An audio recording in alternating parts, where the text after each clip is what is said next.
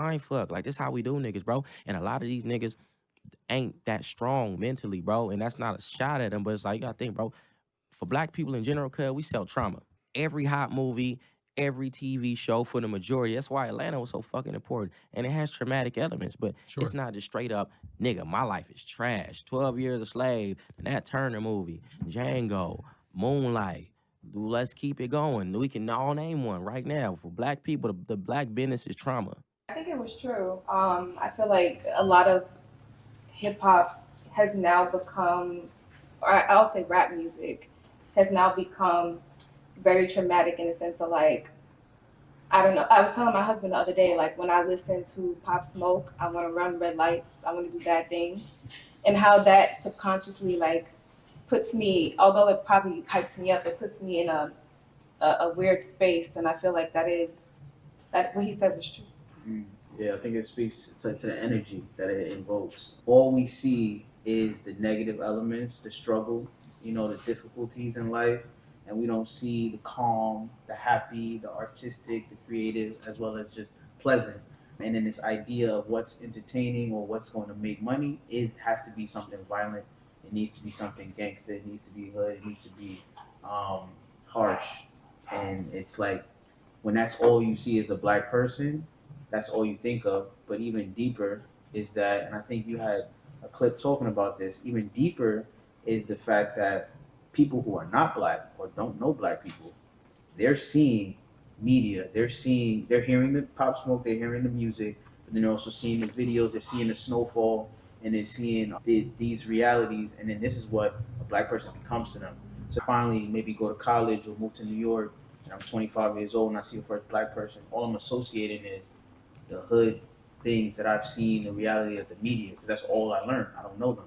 So I think it's very important that it's just trauma and then how dangerous it is when people view you. I think music is a great example. You brought up Pop Smoke. I think trauma-filled music is probably the type of music that I enjoy most, as opposed to more uplifting music that doesn't really kind of take you to a dark place or take you like that. And I wonder, is that because, that's just what makes, rap music good, or is that what makes good music? Or is that unfortunately just, is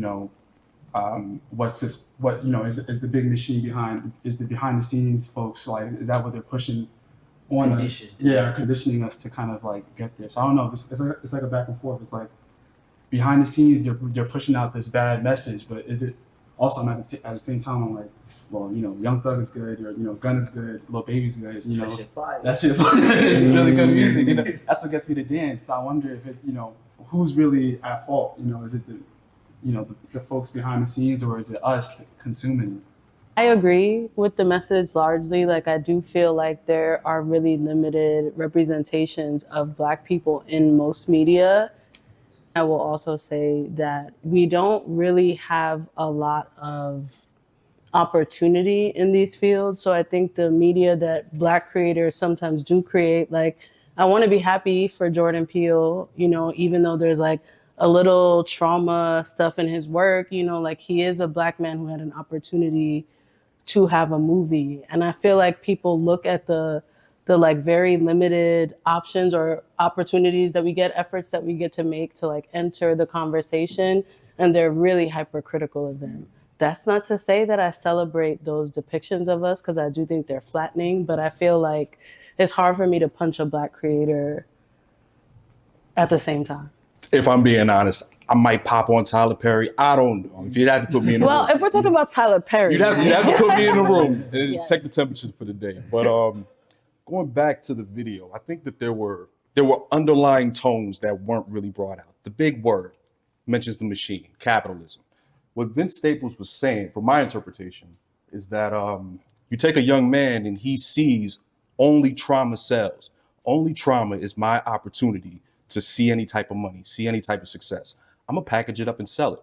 I don't have the metric to sell it. I don't have access to routes and trains to be able to move this package, which is my trauma, but the record company will package it up and sell it. So that's the machine that's sitting behind packaging our trauma, selling it to different demographics, and allowing that to be the perception that they have of Black people as a whole, even with movie, even with film. Now, do you take the trauma that the young Black man has and keep it dormant within the community, within the surroundings, or do you show it to the world, and do you glorify it, or do you just call it what it is? Because right now we're in a state of we don't have control over our image. Our image is controlled by that machine that you mentioned. And I disagree. yeah, I think we have a lot of control over our image, but I think what you said in the beginning was that a lot of us see our way out as showcasing all this trauma. So we go that route instead of, I mean, the most threatening thing to white people are happy black people. absolutely. So they want you to be sad, they want you to be depressed, they want you to talk about suicide every day in your music. But I think we have more power than we think, because hip hop and rap music comes from urban neighborhoods that wasn't mainstream in the 90s. I mean, until the 90s. Before that, it was Love and Baby making music. So I think we have a lot more control than we think. I think that we just don't know it. So they make you think that this is the way to go. But it's really not. I mean, when I listen, I made an intention to listen to Ella Fitzgerald, Langston Hughes in the morning, because it changes my frame of thought. It changes